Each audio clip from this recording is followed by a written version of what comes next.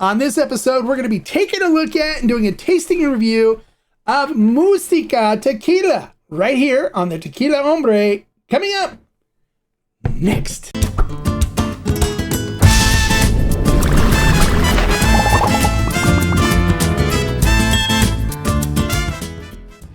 Hello and welcome to this episode of the Tequila Hombre, where today we're going to be taking a look at and doing a tasting review of a newer brand out on the market called Musica Tequila. Now, one thing that's really interesting about this brand is what they're looking to do with it, and it's really support music, which I'm a huge supporter of music. For those of you that don't know, my career, my life was as a wedding and event DJ. I come from a radio background too, working in music radio as a radio DJ. I have a degree in radio and television broadcasting. So I'm a big supporter of music. I love music. I played instruments all through high school and did a choir as well. I'm a fairly decent singer, I think. So I love music. So the fact that this brand supports music, that's a good thing for me. So I don't mind that at all. The organization that they support is the Save the Music Foundation. So proceeds from this tequila, when you buy it, go towards supporting that. And as well as they do a lot of local events with musicians to support local musicians as well, which I've always been a big thing of supporting local musicians, going to local events and stuff and watching some of the local talent. I love good music and enjoy watching marching bands, you name it, all kinds of music across the board. So one of the things they also do is incorporate music in the process of making this tequila, which is the Mozart method, which for those of you that are familiar with some of the other distilleries that use it, I'll explain that when we get into how this tequila is made. So let's not waste any more time. Let's get into how this tequila is made. Now, the edition that I'm working on right now comes out of NOM 1598, which is located in Amatitan, Mexico, which is in the Valle. Now, if you're not familiar with Amatitan is, it's like right outside, about 30 minutes outside of Guadalajara, between Guadalajara and Tequila. And it's there's some really nice distilleries there, and there's lots of agave fields there. It's really basically in the middle of tequila production area in the Valle. So for this tequila, they use agave that's been harvested after about 5 to 6 years, which is typical now. We don't see the 10 to 14-year-old agave like we did in the earlier days when I was doing this. Now they're maturing a lot faster, so we're seeing maturation around 5 to 6 years. So they use mature agave in the 5 to 6 year range. They harvest the agave, then of course, chop out the cogollo, and then they cook them under low pressure in autoclaves, which nothing's wrong with using autoclaves. Many believe that autoclaves provide the most authentic and unadulterated flavor profile for agave, for cooking agave, even more so than brick hornos. So they use low pressure autoclaves to cook the agave. Once they're done cooking it, they then use a roller mill to extract the beautiful sugars from the agave fibers. And then they ferment in stainless steel tanks with using open air fermentation. So they use wild yeast, and they play Mozart music during the fermentation. This is called the Mozart method. And there's been people that claim that playing the Mozart music makes the yeast happy. The vibrations from the music makes them more active and makes for a cleaner and better fermentation. But, I haven't seen scientific proof that says that that's in case the fact. But people use it. They like it. So who's to argue with it as long as it produces a good quality tequila? Am I right? All right. So then after fermentation, they then twice distill in stainless steel stills with copper coils. And then for the aging of this, I'll go over the different aging as we taste different expressions. So today, the expressions that I've got to taste, we're going to start with is the Blanco, which isn't aged at all. And then we have the Reposado. And then we have a special Reserva anejo. This is the Blues Reserva, and I'll go over the details on this one. This one's sold out, according to their website. It's not available anymore. But they do different releases, and we'll talk about that when we get to this one. We'll talk about some of the different releases that they're doing and when you should expect to see them.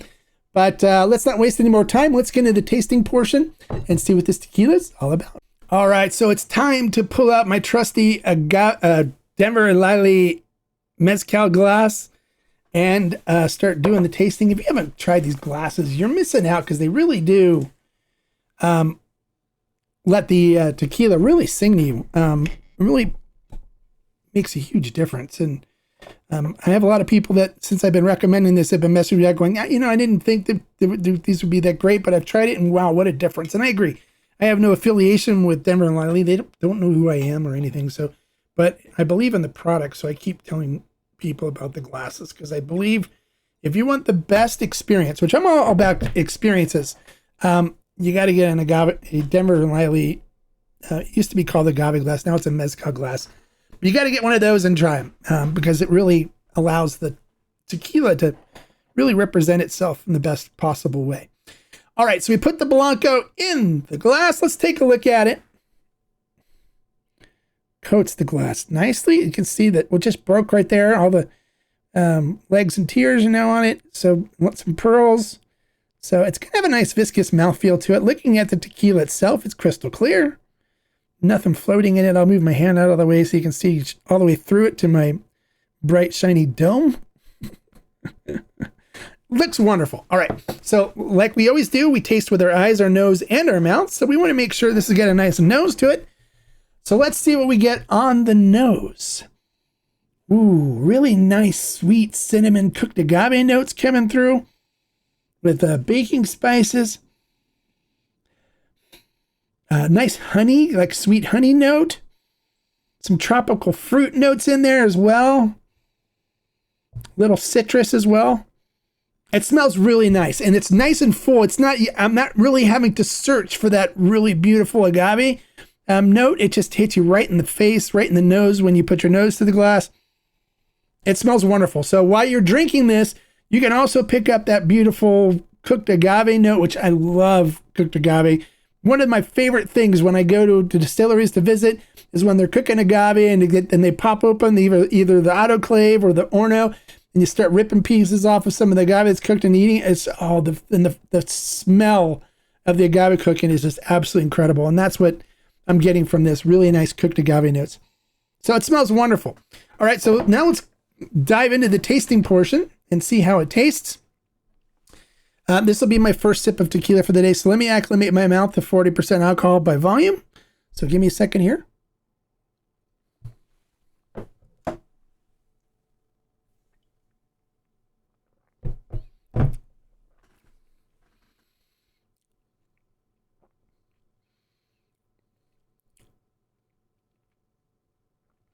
Just wait for the stinging to subside a little bit. All right, we're good. Salud.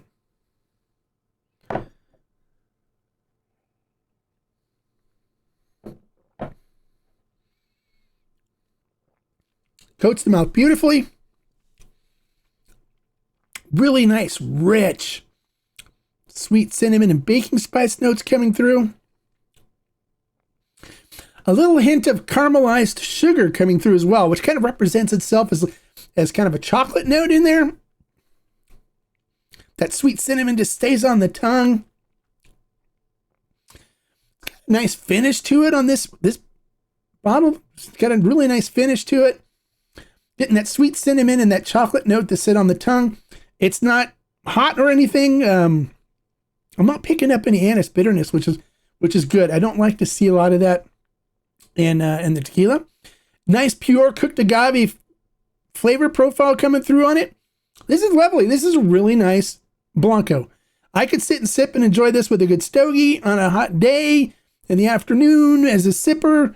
This would make fantastic margaritas too if you're looking to make drinks with it. Really nice, strong cooked agave flavor. So it's going to represent the cooked agave notes really well if you do a cocktail with it or if you're just sipping it. This is really enjoyable. So there's nothing wrong with this at all. I'd recommend picking up a bottle of the Blanco and trying it if you're a Blanco person. I think you'll thoroughly enjoy it. All right, so let's head on over to the aged expressions and see what they got for us. All right, so the Reposado is aged for 3 months in American oak barrels. Now, with their American oak barrels, they only use them 3 times, and then they rechar them after each time. So you get those beautiful sugars and stuff released from the barrels.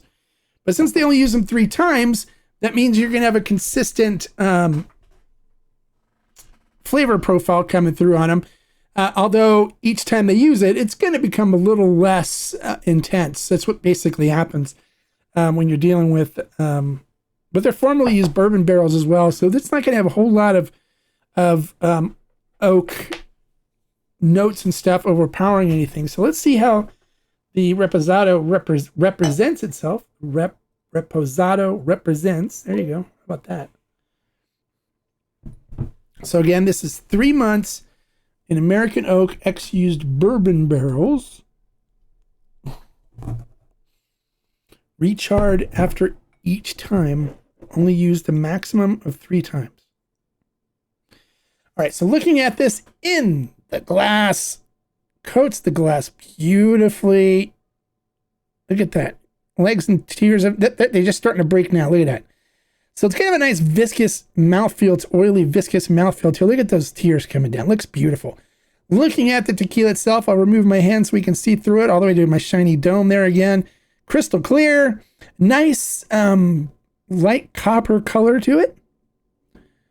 Looks beautiful. Looks appetizing. I'm already starting to salivate. So tasting with our eyes. Now it's time to taste with our nose.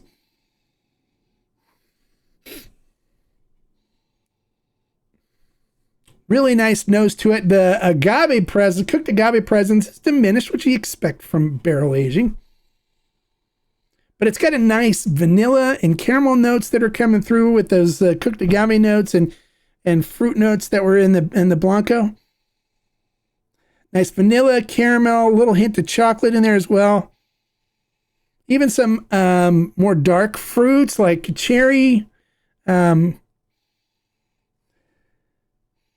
apricot, like dried apricot notes in there as well. It smells really nice. It smells like a really nice Reposado. All right, so let's see what we get on the flavor profile. Salud.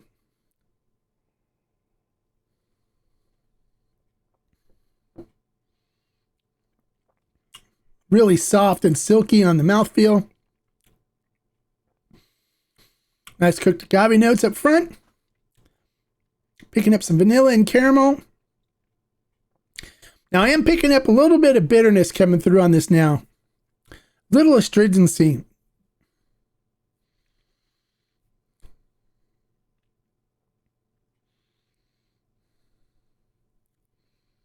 And it kind of lingers for a little while.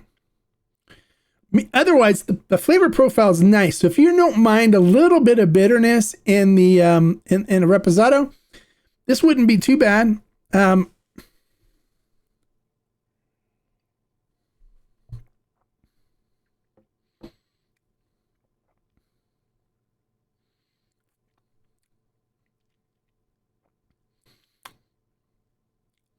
Nice vanilla and caramel notes coming through, some dark chocolate. But then this bitter astringency on the finish that kind of ruins the beginning of it for me. And it kind of just, it's very cloying. Almost represents itself like wine tannins, where you get this dry feeling on your tongue.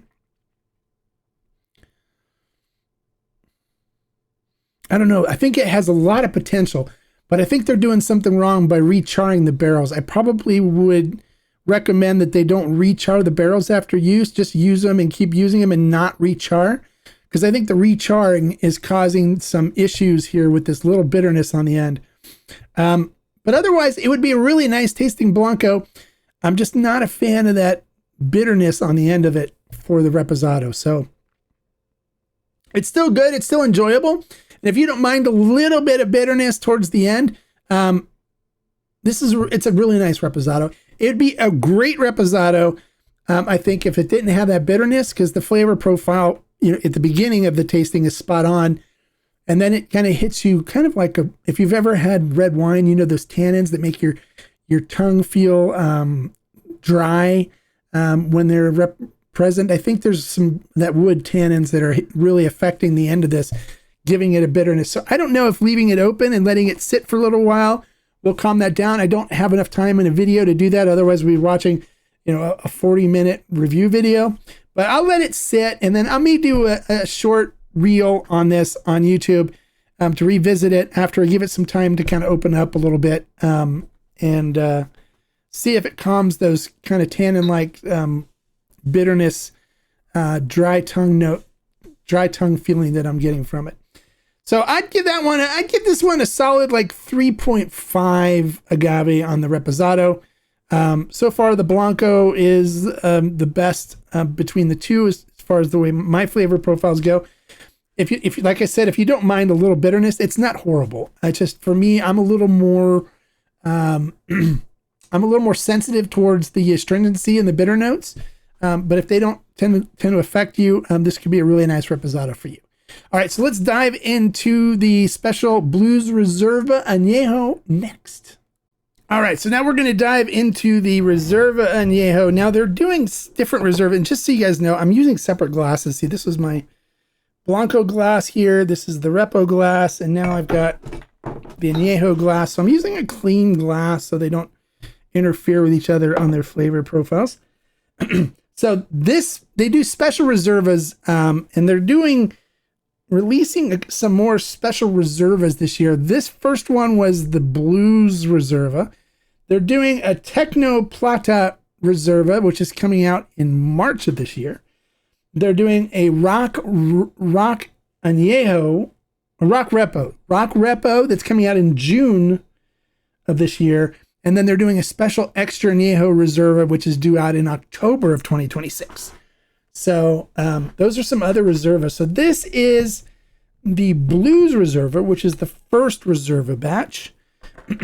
So this is aged for 18 months in Hungarian oak. So they use different barrels for this, not the American oak.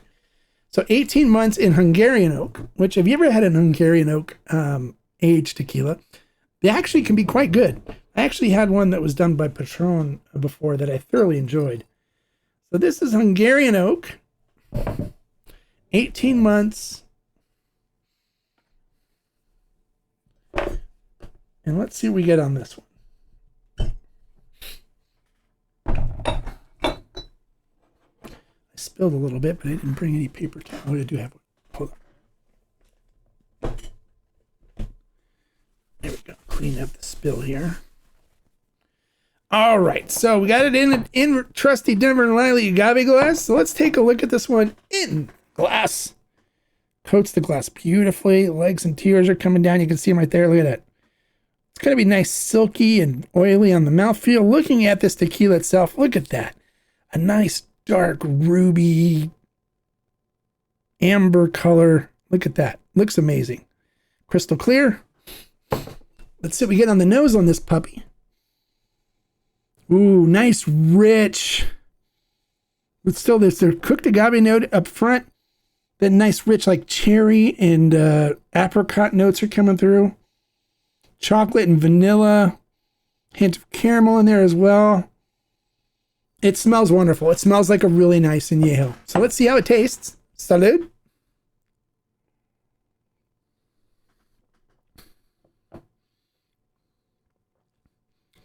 Coats them out beautifully. Nice, rich, cooked agave notes coming up front, which is lovely. Perfect. Getting some vanilla and dark chocolate notes coming through. Hint of caramel on the finish. Maybe even a slight butterscotch note in there.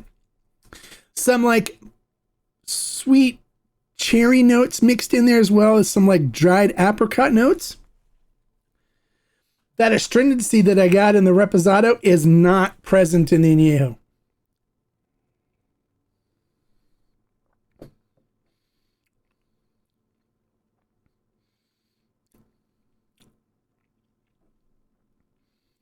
This is a really nice añejo. Really nice. I love the way it tastes coming out of Hungarian oak. There's a little bit of oak bitterness in there, kind of balancing out everything, so it's not overly sweet or anything. But it really represents itself as a well-made añejo. I definitely could sit and enjoy this as an after-dinner sipper. It's kind of a little heavy on the palate to be something you want to eat drink before a meal, but after a meal with a good stogie, like a good Maduro medium to full-bodied cigar, this would be lovely. This would be really good. So I would rate this as solid 4 agave for this one. It's much better than the Reposado. So I would recommend the Anejo.